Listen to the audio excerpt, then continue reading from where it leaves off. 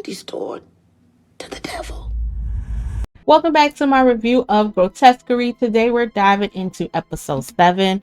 I don't know about you all, but I was really looking forward to getting 2 episodes every week.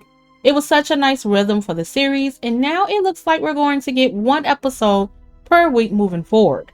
I'm not mad, just a little disappointed because things are getting so good. Anyways, let's talk about episode 7 because there is a lot to unpack.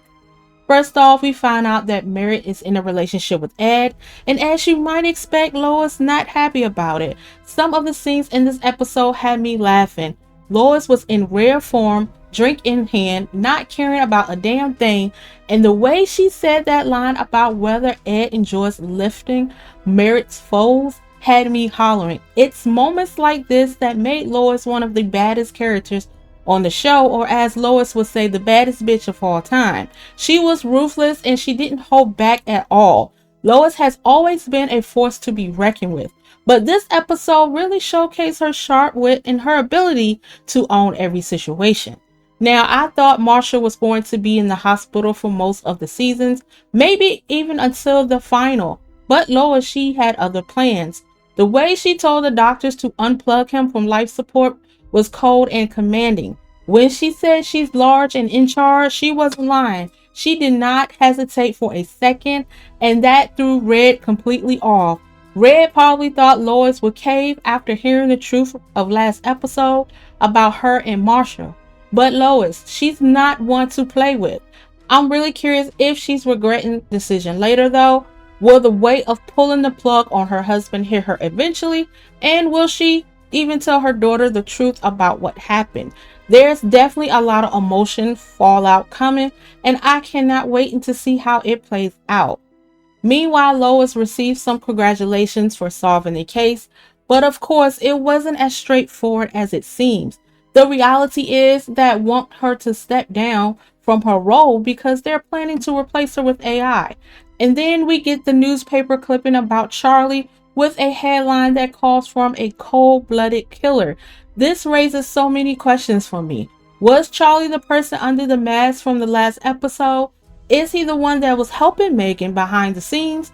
We already know that Megan took over Charlie's position, but now I'm wondering if Charlie was an accomplice in whatever shady business going on with Grotesquerie, which Lois explained about the whole reason why Megan was Grotesquerie. The whole point was to bring the masks to the church and grow a cult following. I believe in episode 1 there weren't that many followers that came to the church. Now we get to see Marshall's perspective, which offers a sharp contrast to Lois in this version. Merrit is the one who is tired of Ed and wants a divorce, while Ed is portrayed as lacking confidence and being emotional dependent. It's clear that Merrit has had enough, but Ed seems lost, unsure of himself, and their relationship interesting. Despite the difference in how they view the world, one thing Marshall and Lois share in common is their indifference toward each other. Neither of them seems to care about others' well-being, and the detachment really comes through in how Marshall reacts. One moment that stands out is when Marshall coldly tossed them flowers into the trash, signal that he is done with any sentiment gestures. He's ready for Lois to be taken off life support, but not out of mercy or love. It's because she cheated on with Ed. That's his main reason, and it shows just how emotional distance and disconnected they became over time.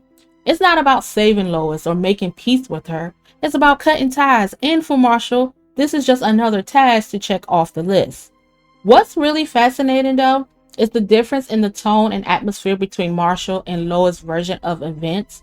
When we see things from Marshall's point of view, the world is brighter, more peaceful, even somewhat helpful. When he was driving and you could see that his students was waving to him, there was a sense of calm in his scenes, especially when he was outside heading to the hospital. In contrast, Lois' version of reality is always dark and gloomy, shrouding the negative and despair. It's almost as if the lighting and atmosphere reflect their emotional states. Marshall's detachment and apathy versus Lois' internal chaos and struggle.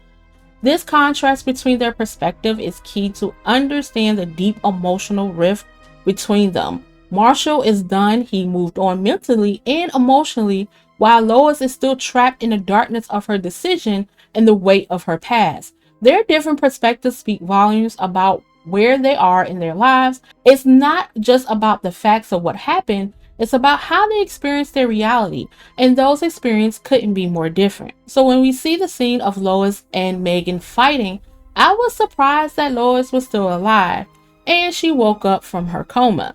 There's definitely more to the story, and I feel like the pieces are finally starting to come together. I'm excited for the next episode. You guys let me know of what you thought about episode 7 of Grotesquerie. Also, I had just did a review for episode 3 and 4 for Teacup. Make sure you like and subscribe, and until then, see you later.